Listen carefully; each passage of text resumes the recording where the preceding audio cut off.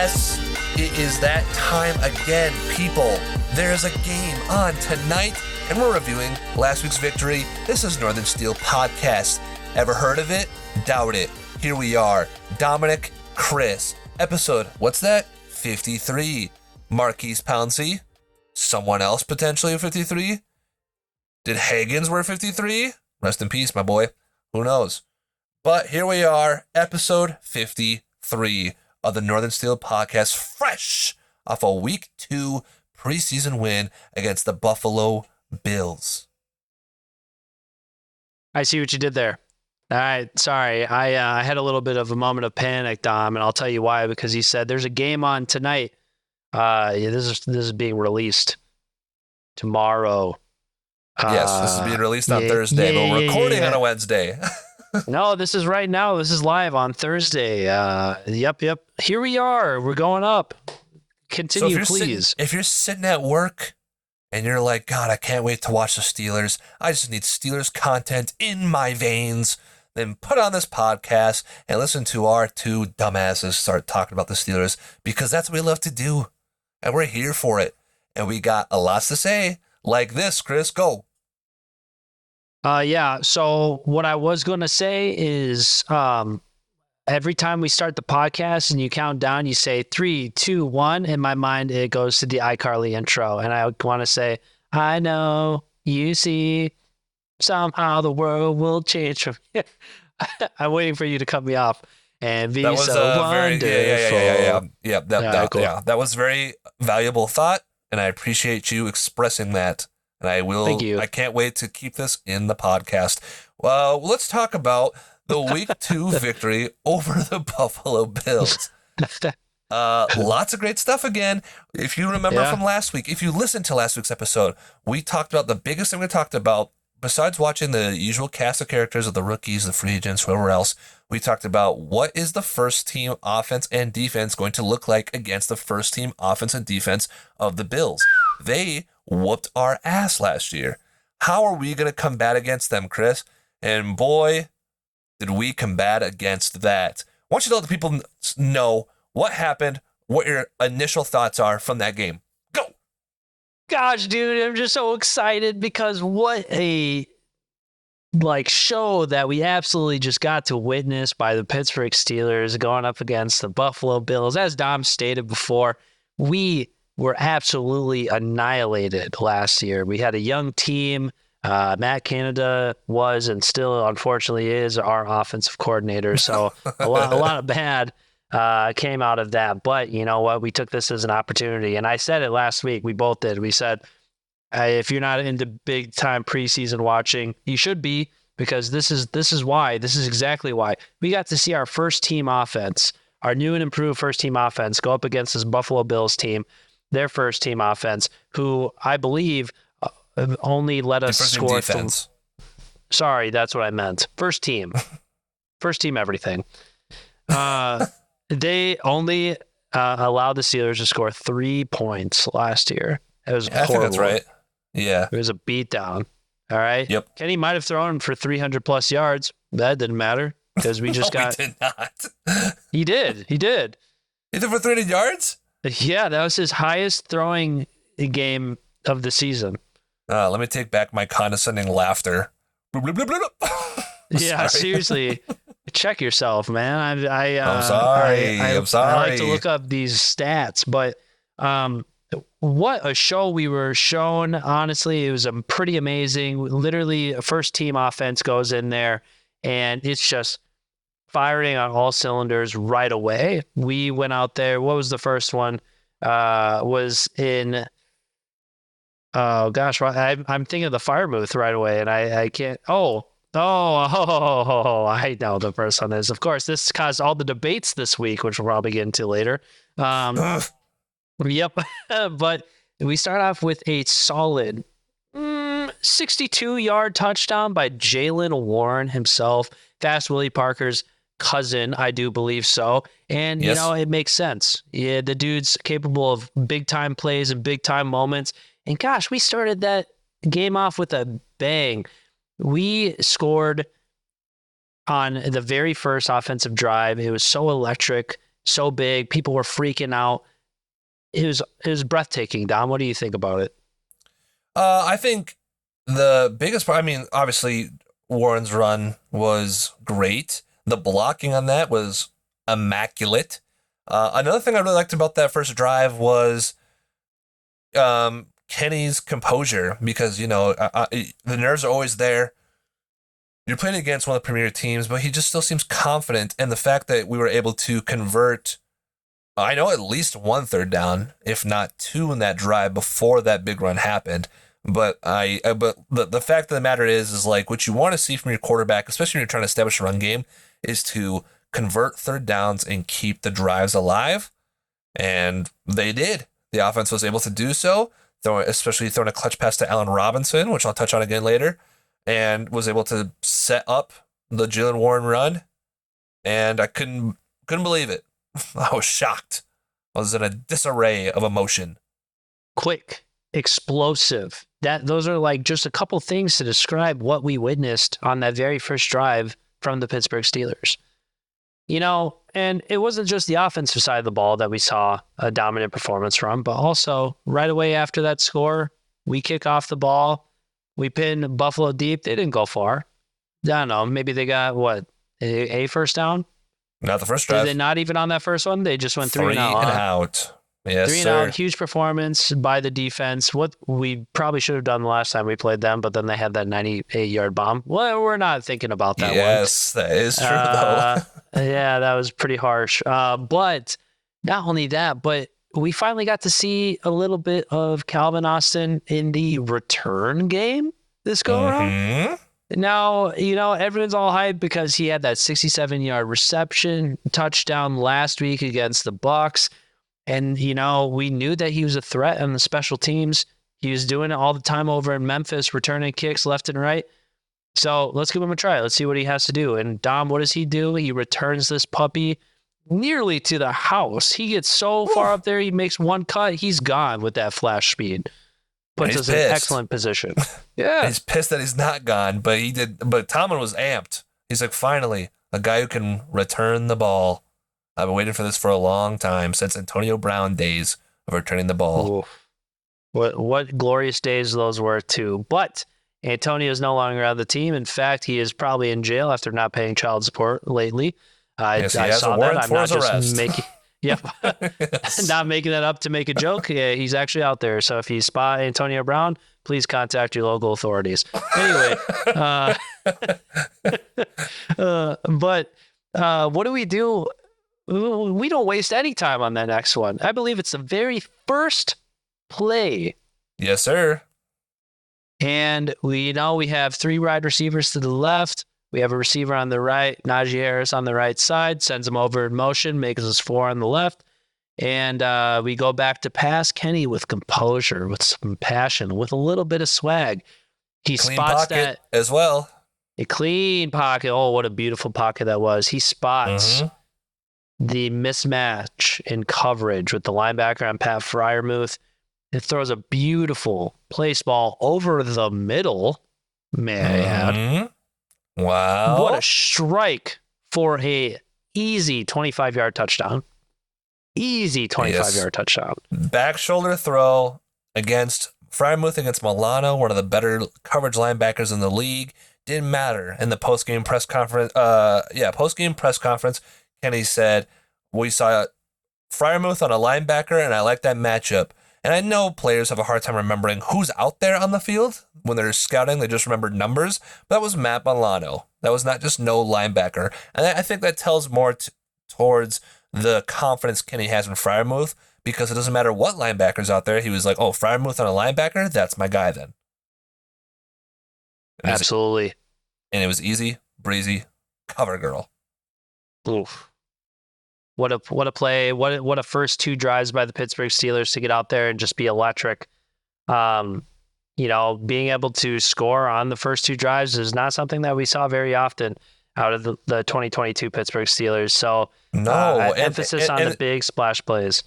And to be against the Bills, and I know it's preseason, I get it, guys, but to be against the Bills and then to be up 14-0 right away, oh my God. I was like, I can't believe this. My shorts are wet. This is insane. I couldn't believe what I was seeing. Yeah, it was just really fun to watch, and it was just so exciting. And I mean, granted, after that, we took out the first team offense. Tomlin said, "I've had enough. Kenny's thrown way too many passes, 4, and he was out of there." So, Yeah, and then and we'll go into individual players too, but then the first team offense for the Bills stayed out there, and they kept staying out there for a little bit. And they put together a good drive, but their penalties themselves really killed them. That is part of the game that happens, but as a Steeler fan who can see the writing on the wall, I can't say that I'm going to call it as it is. It was lucky. If that was during a game, I'd be like, wow, we really lucked out with all these penalties we got. Not to say they're bad penalties, because Marcus Golden would have had a sack on a beautiful throw by Josh Allen, and he was held, so it was pulled back. But their drive derailed by penalties, and later they came out again, first team offense with Josh Allen, and he gets sacked by Highsmith. So the defense was really shutting him down. Really shutting him down. Absolutely. And it wasn't, I mean, yeah, penalties played a big part in it, but at the same time, you got to play clean. I mean, Sean McDermott probably was not very happy with his Buffalo Bills that day, having 13 penalties for 93 total penalty yards. That's Good yuck. God. Yikes. I get it's preseason. Clean that up. Seriously. Yikes. That is so bad. And I mean, like, that's without saying we only had 3 more minutes of possession over the Bills, believe it or not. So, I believe it. Yeah, which by the look of the score, you'd think we'd have a lot more than just 3 minutes. But yeah, well, when you're scoring in fast plays so quickly, absolutely, that's what's going to happen. No long drives there, besides maybe Mitch's drive. Yeah, that's true. But let's take a look at the rest of the game, shall we? And just kind of like touch on the positives of it. Do you want to go for that? Well, how about you touch on real quick, because then I'll go, just like last week, I'll go through our list of players we're watching. I have notes on every single player that we're supposed to be watching in this preseason, or at least that you and I decided that deemed watchable, and I'll go through that list with my notes. So if you wanted to highlight the rest of the positives, you can real quick. Absolutely. So yeah, it was a lot better game for Mitchell Trubisky coming out of the gate. He was 10 for 13 for 78 yards and a touchdown. A lot better presence out of him than against the Buccaneers. I mean, he was making a lot better throws, maybe more within his ballpark. It was a lot more safe and conservative with the ball. So it was good. A better performance for him. Definitely feel a lot better about that number 2 spot, but I was never worried about that. No. Tanner Morgan went out there and slayed. He got sacked 1 time and went 0 for 0, so that was pretty awesome. Yeah, I feel so bad for Tanner Morgan. I mean, he's not going to make the team, but God, it is what it is, bro. It is what it is. It is what it is. Again, Jalen Ward is one thing, and we already touched on that, but for our running to be 121 total yards, and this is against a tougher Bills defense too, who, we saw a lot of short runs happen. So you take away that 62 yards, we only had about 60 or 59 yards total outside of that. But hey, we kept it on the ground. We had a couple good ones out there, so that was good. Ball placement, we moved. I was just gonna say it makes sense that the rushing was so low, because as we're talking about the positives, one negative thing is our line depth being absolutely atrocious in this game. Had no push at all. I felt like I was trying to watch Broderick the whole time, and at least Broderick was kind of holding his own, but the rest of the line was, yikes, absolutely destroyed. That is so true, and hopefully that's something that we can figure out here, because whenever we get injuries to the line, that's always when our season starts to fall apart. But hopefully that's not the case this year. We spread the ball around a lot. We threw to 12 different receivers, so definitely some people got to see their moment in the spotlight, which was good. And overall, I'll just say defense played pretty well for the most part. I mean, especially stopping their first team our offense. Looking really good. We created a lot of turnovers, got to the quarterback a lot. It's exactly what you really wanted to see, especially for the amount of opportunities we gave them to go and score. We held them accountable a lot. Right. So And now that the Ravens' preseason streak is over, the second longest streak is now ours. Hooray! Is it? It is. Raiders are first and we're second. But what do we have? Like 6? 5. No, 5, Whoa. I think. Yeah. Such a stupid thing anyway. I don't know why they're so proud of that. It was dumb. I know. It's like that's like a Browns thing to cheer about. You know what I mean? Like Totally. they still claiming their Super Bowl against their win against us in the playoffs, so whatever. Oh, don't get me started. Don't get me Oof. started. I don't get you started. I'll get Nick Carnes started, and then he won't ever show Don't up get me like he already does. So, started. I know. So you go on with what you got. Okay, ladies and gents and everything in between, I got some notes for y'all. Again, the preseason watch list. Let's go through it, starting with the 2023 draft class. These notes are a little bit shorter than last week because guess what, everybody? I did them today, an hour ago. So let's go through them very quickly. Broderick Jones, his second game, he played a lot again. The entire backup line was ass, but he held his ground at least, I thought. He did give up 1 sack. Thought he played well, though. Still no reason to start over Dan Moore yet. That is okay. Joey Porter with his debut game. He had 1 tackle, 1 pass defense, and 1 pick. He looked real good. I'm going to be real honest with you. The quarterbacks did not throw his way a lot. He didn't have more stats than that. He went against Stephon Diggs on his first play, gave up a quick slant catch, but he was right on him. Nothing he could really do there. He had good tight coverage, but that's just the way it goes. The interception was great because he threw that receiver out of the stadium and turned around and made the play. That was an awesome play. It was an awesome cap to kind of the offensive fireworks we already saw, and loved that. Keanu Benton did not play. Darnell Washington had 1 catch for 6 yards. Darnell, here's the thing, man. I didn't see his blocking plays as much. I don't know if I was just focused on Broderick too much or focused on other things. I just missed him. I don't know. I don't know if he had like a lot of good blocking stuff. I'm not sure. He was targeted twice in the end zone by Mitch, and the Bills were penalized twice to try to keep that man from grabbing a touchdown. That's all there is about Darnell. So he's big. He got some penalties, only 1 catch. Again, though, I did see a replay I sent to Chris where he got open and ran a nice smooth route, but Mitch this time did not throw him the ball. Then you got the man, the legend, the preseason MVP, Chris's boy, Nick Herbig. 3 tackles, 1 sack, 1 tackle for loss, 1 pass defense, 1 forced fumble. I mean, what can I say, man? He's a beast. He really is. Ooh, so good. So good. And the bend on that boy, my God. I haven't seen a boy bend like that since my clubbing days. Anyways, Spencer Anderson.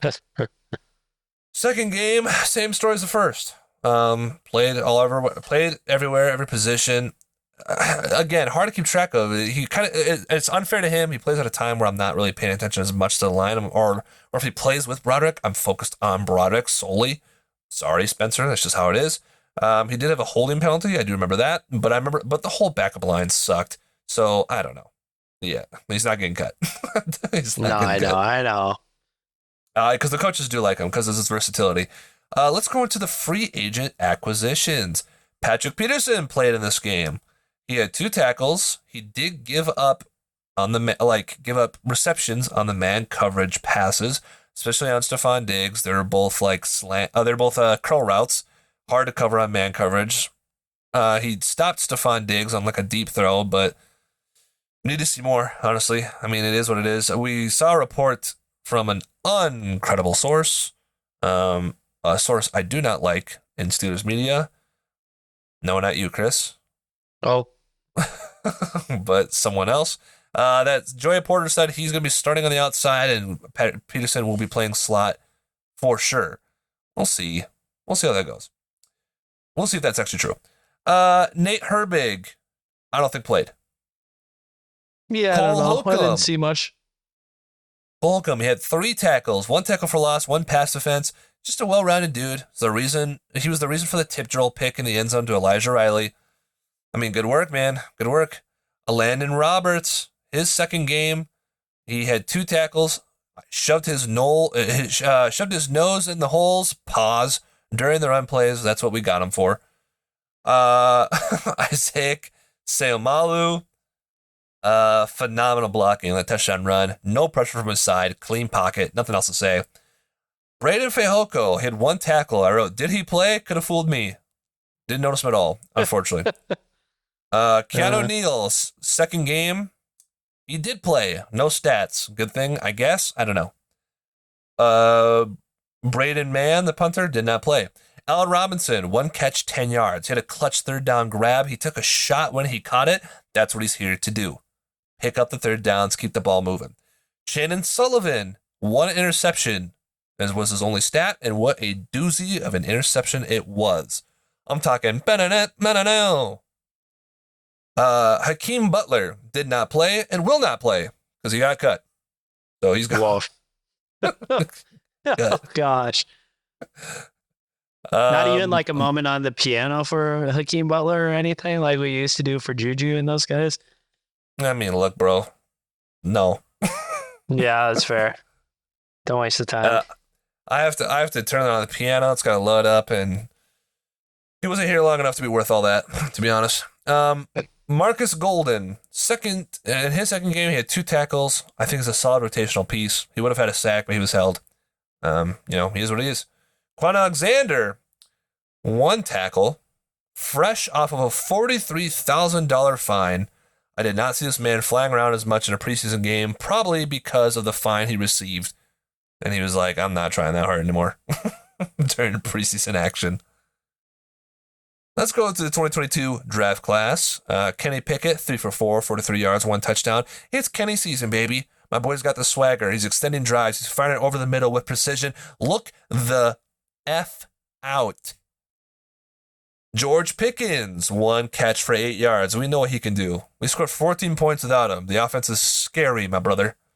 DeMarvin Leal, 1 tackle. Unfortunately, he really benefited, I thought, from the disruption Benton made last game, and he couldn't cause enough push by himself. That's just what I saw. I'm not out on DeMarvin. That's just kind of game he had, I guess.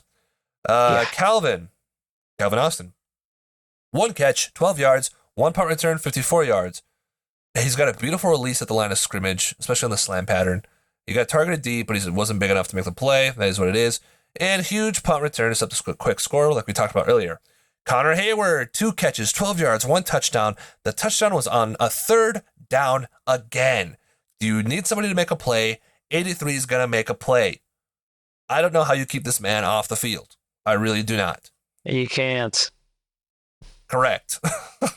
Mark Robinson, 3 tackles. I wrote, didn't stand out to me. I'm sorry. Don't hate me. 2021 draft class, Najee, 2 rushes, 6 yards. Stop dogging, my boy. He's going to be all right. Kendrick Green, Jesus Christ, bro. They really drafted this man in the 3rd round, is what I wrote. He was absolutely atrocious again.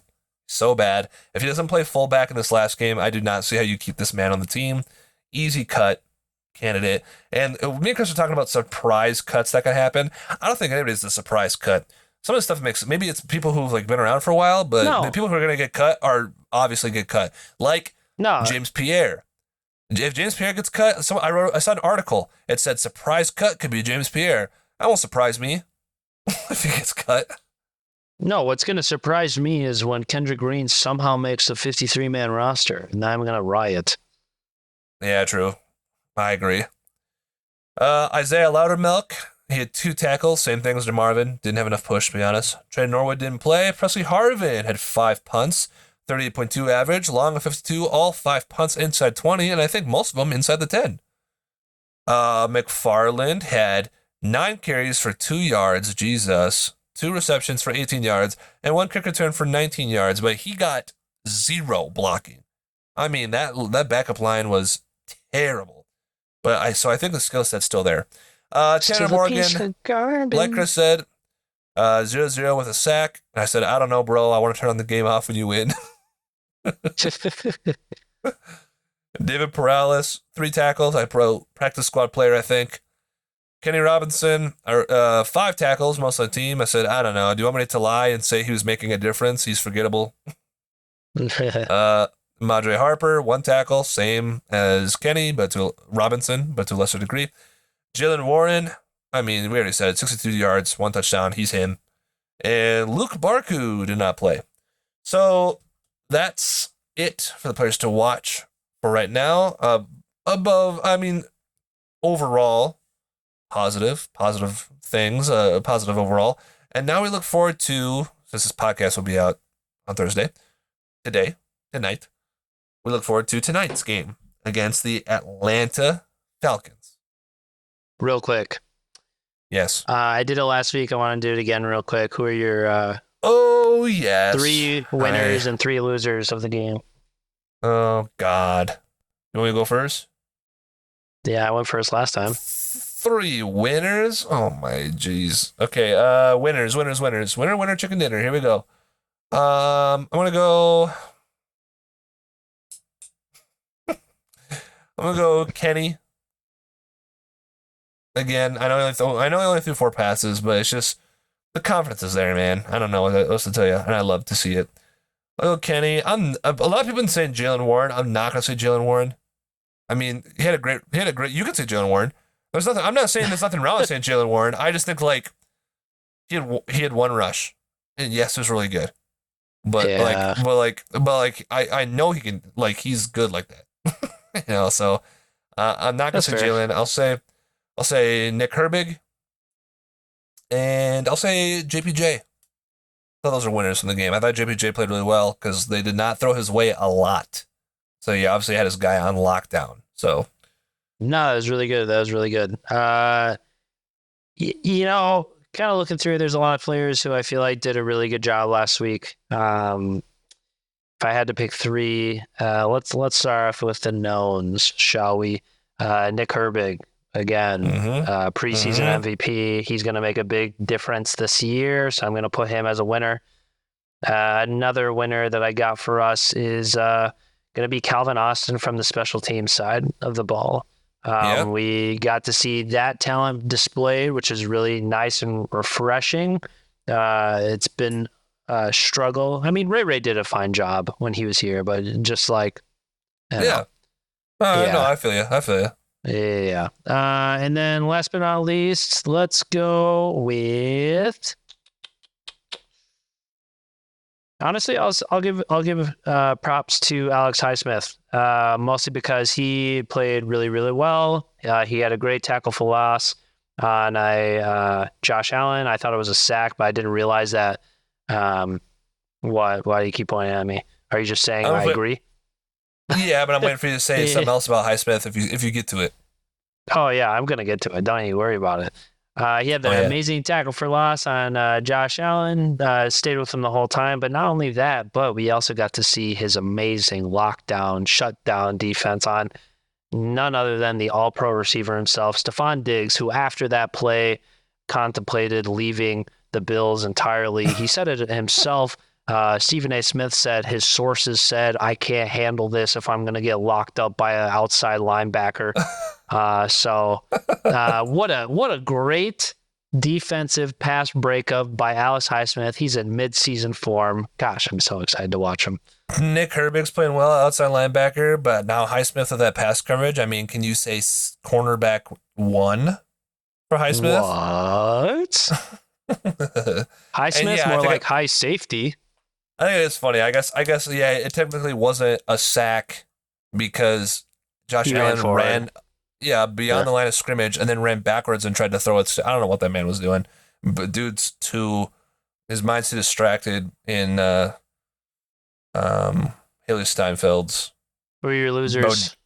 Bodacious body, but who could blame him, to be honest? It's so true. Who could blame him? Okay, 3 losers. 3 losers. Kendrick Green again. It's a unanimous loser every week. Yeah. Let's see who else is a loser. I'm thinking. I don't know, man. I like the offensive. I mean, the entire offensive line, like the secondary offensive line. I mean, if I want to pick another offensive, if I want to pick one specifically, I know who I'm going to pick, and it's LaRaven Clark, because there was times when Mitch was in and they took Broderick out. I'm not sure why. I don't know if Broderick was exhausted or if he was hurt for a little bit, but they took Broderick out for a little bit and they put Raven Clark in at left tackle. And there was a dude rushing from that side every play, getting through every single time. So yeah. I would say the whole backup offensive line, but if I have to pick someone specifically, I'll say Raven Clark, I'll say Kendrick Green, and I will say not really sure. I don't know. I mean, this is sad to say, but I guess Hakeem Butler, bro, didn't even get a rep. Now he's off the team. Yeah. So that's what it is. No, it's kind of funny because he actually took two of mine that I were going to say because they coexist within each other. But I was going to say Kendrick Green, our backup lineman. And then my third one was actually going to be the Pittsburgh Steelers as a whole if we keep Kendrick Green on our roster. So that's more of like a what if kind of a thing. But no, I honestly, I was kind of going to go the same route as you. I know you said Hakeem Butler, but I was even going to say Cody White because he was also another unfortunate victim in the wave cut pool. And he got one catch for 6 yards. That one catch was not enough to keep him a spot on the team. Sorry, Cody, you've fought hard for us. We've kept you on the practice squad for a number of years, but it's time to go our separate ways. Cue the journey. But I mean, I think it's a good problem to have that we can't really truly think of three losers. So that's a good problem to have. No, it's a great thing. Are we looking ahead now to tonight? Yeah. Yes, sir. Yes, sir. Okay, looking ahead to the Falcons game. Things that we're looking for. Here's some things I'm looking for, and I'll let Chris talk about the things he's looking for. And hey, you listening. Yeah, you with the beautiful face. If you got things that you're looking for and you want to let us know, you can tweet at us. You can answer our question on the podcast right now, especially if you're listening to this on Spotify. There's probably a question there. I write one every week, and no one answers it. So you can probably write it there. But things I'm looking forward to for tonight's game. The starters I think are going to play again. And I think they should play as they should. At most a quarter.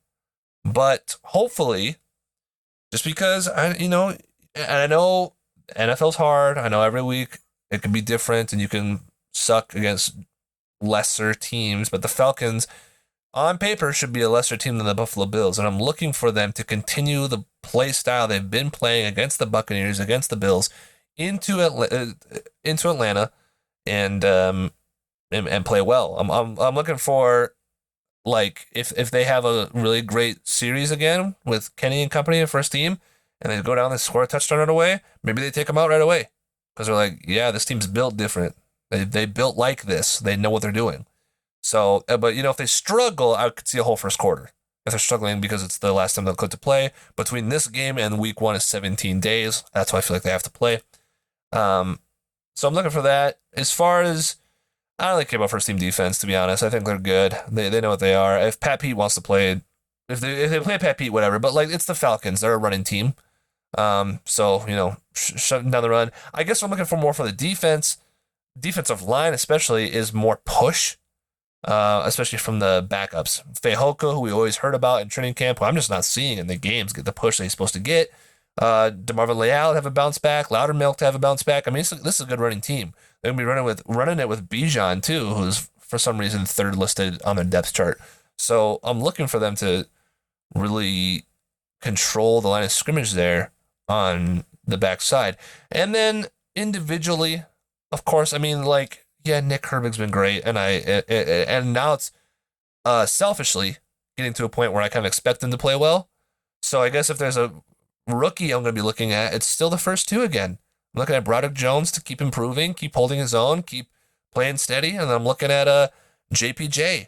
He had a great game against the Bills. Can he continue that against the Falcons? Can he shut people down? Can he hold his own? That's what I'm looking for. No, and I think he said it perfectly as far as who we're looking at and the things that we want to see. As you all know, Falcons were one of the top rushing attacks in the NFL last season, especially adding Bijan Robinson to that mix. They are going to be a force on the ground. So again, with this new and improved defense and defensive line, just want to see how we can stack up against them, seeing if we can, get in there, get more plays, tackles for losses, things like that, or even just like low yardage. Right now in this preseason, we are letting up 69 rushing yards per game, which is pretty damn fantastic. And that all starts with that, the front seven and everything like that. And they've been playing lights out really well. So I just expect to see greatness continue and follow out of them. And I don't mean to cut you off, but I also think the running defense could even be better too. So it's good, but like there was moments in the last game, Alandon Roberts, middle linebacker, his whole goal is to stop the run, and he's doing that. He's doing a good job. But like there was a point in the last game against the Buffalo Bills, Alandon Roberts blitzed the hole and took out the pulling guard and blocked up that hole. And if that was schemed directly, or if someone else knew what they're supposed to do, someone should have been there in that hole. And they weren't. Mm-hmm. So I remember watching it play, and it's like Atlanta Roberts did what he was supposed to do, but no one else was there. And then the running back had a good 10-yard gain, 12-yard gain. And so Absolutely. It's like, so yes, as a unit throughout the whole game, they're doing well. But the cool thing, I guess the great thing is if you already think they're doing well, I think they could do better. No, I 100% agree. I think that's a really good point to bring up too. But yeah, ultimately that front line is going to be important. I really want to see how we can fare against the high rushing power of the Falcons. I want to see how our defensive backs can do. Like Dom said, I'm not really too worried about our starting defense. I feel like we have a pretty solid, group of men out there who are very capable of being lights out players. But obviously, last preseason game is going to be a lot of guys' last shots, making an impact, seeing if they can make that 53-man roster. There's guys out here who have made plays, or at least statistically it shows that, like Elijah Riley. He's maybe a bubble player that could be on there. Maybe taking Pierre. I was about to say Pierre Strong, South Dakota State guy. James Pierre. Oh, I can't. Yeah, James Pierre. Wow, gosh, it's late. or another person I think he could take because he hasn't played is Norwood. Yeah, Norwood. Which unfortunately, because we're supposed to be a team that builds to the draft and we keep getting rid of our draft players, but it could happen. It really could. Absolutely. I want to see not Hakeem Butler. Gosh, he's gone too. Yeah. Boy, I'm sorry, Hakeem. I want to see Keanu Benton out there again because he was so fun to watch week one. Yeah. But yeah, I agree with you. Broderick Jones, I want to see him out there. I want to see JPJ, like you were saying. I'm less worried about Nick Herbig just because he's been an absolute stud out there for us. Right? Yeah, exactly. So it's just ready to get in there, see how the first team does, but I also don't want them to be out there too long just because I want to make sure everyone's fresh and healthy for week one. Right, because I know like last year, I think in the third preseason game, both Najee and TJ got hurt in that game, and that just carried over into week one. So yes, you do still want to be cautious with it, and I think that's why I think my guess is that a lot of starters on defense, I don't know. I don't know. It's 22 days since they'll play, so maybe they'll play them for one series, but they're not going to play them for very long at all. Hopefully the one series, if TJ and Cam and if the whole ones play, hopefully the one series they play is a 3 and out, just like it was against Buffalo, and then they can get off the field and they're good to go. And Larry O might play too, Ogunjobi. Which was nice too to see from I saw that report as well. D-line. So yeah, those are some quick things to look forward to, some solid things. Chris, you want to do your last segment before we get out of here? Let's just go to last week. Oh, the what player from a team or the rookie class that you would like to see on our team? Yes, sir. I got to think of a clever name for that, but for right now, it is the what rookie would you like to take from the draft class and bring him to the Steelers? Do you want to start, or do you want me to start with this one? You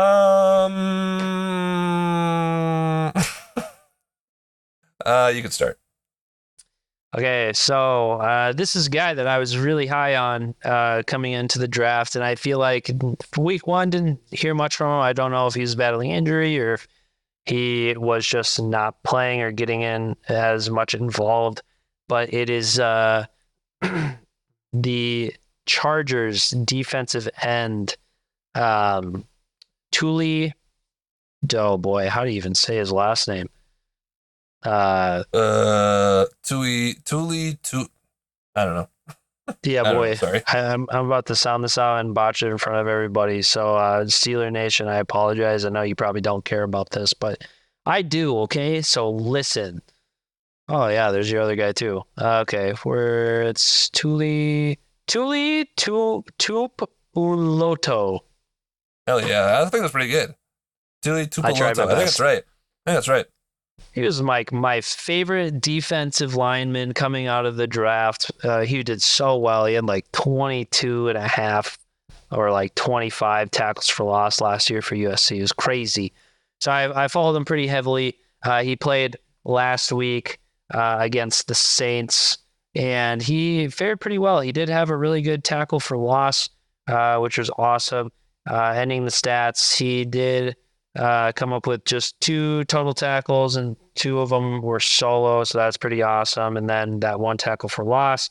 I don't know how much playing time he really got out there, but it seems like he definitely stood his ground and then also made a big play out there. So someone that I like to see out there. I mean, I know our defensive line is looking pretty good, but it's always nice to have that depth. So it would have been nice to have him on there. What about you? Yeah, and definitely out of all the guys we looked at, it was like I would say Tuli and Keanu are playing the best because we were hyped about some other guys, and as of right now, they're not playing as well as at least those 2 are. And Keanu is already on our team, which is great. Last week I said that a player I wanted, even though I hate this team with a passion, was DeJuan Jones from the Browns because it's someone we scouted and I liked. And he dropped in the process, and he updates and has now 111 pass blocking or 111 snaps without allowing a pressure on passes. Dude's a force to be reckoned with. I'm sure he'll be starting soon. But unfortunately, the Browns also drafted another lineman I was looking at. Now, listen, guys, I'm happy with our draft class. You can't draft them all. This isn't Pokemon. But a guy that they drafted, who I also liked, and they drafted late in the draft, was Luke Weipler, center from Wisconsin, I do believe. And he is also doing very well. I believe I saw 70 snaps, maybe pass snaps, could be wrong, without allowing a pressure. And he's also playing very well. And, I'm not dogging on Mason Cole, who can be up and down or whatever, inconsistent, but it'd be nice to have someone decent behind Mason Cole. And right now we have goddamn Kendrick Green. So it would be nice to have someone reliable behind this man. And we don't. Nobody. Say that again. Nobody. We have nobody. Absolutely Correct. none. Absolutely correct. Horrible. So I guess Luke Weipler, and next week I'll try to pick someone who's not on the Browns. Yeah, you're kind of becoming the Brown stan here. No. Do you have something to tell us? No, I What's don't. your last I'll name? see you. Is it And Carnes? I'll see you week 2 when we win, and I'm going to be petty and comment on every comment we've gotten on Instagram and TikTok during the Browns matches. And speaking of those social medias, if you like what you see, or hear, mostly, if you like what you hear, you can follow us on Instagram, Twitter, or X, if you want to call it that. TikTok. What else do we have? Facebook? We don't have that. Oh, dude, so Spotify. late. You can follow us on Spotify. That'd be sweet. We have 4 reviews, 5 stars. That's pretty sweet. You can follow us on That's there. pretty nice. Thanks, you Mom. can Dad. you can follow us on YouTube, and you can follow us on Club Penguin and Wizards 101. I love that shit. I know you do. As far as this podcast goes, it's over, baby. Time to get ready to watch the Steelers tonight. We'll be back next week to talk about their performance, and we got a week in between where we might just mess around a little bit next week before we actually preview the week 1 game against the San Francisco 49ers, in which we win. My name is Dominic. This is Chris. Chris, do you have any last words to say? Go Steelers. Ooh, love to hear it. Goodbye. Peace. Peace.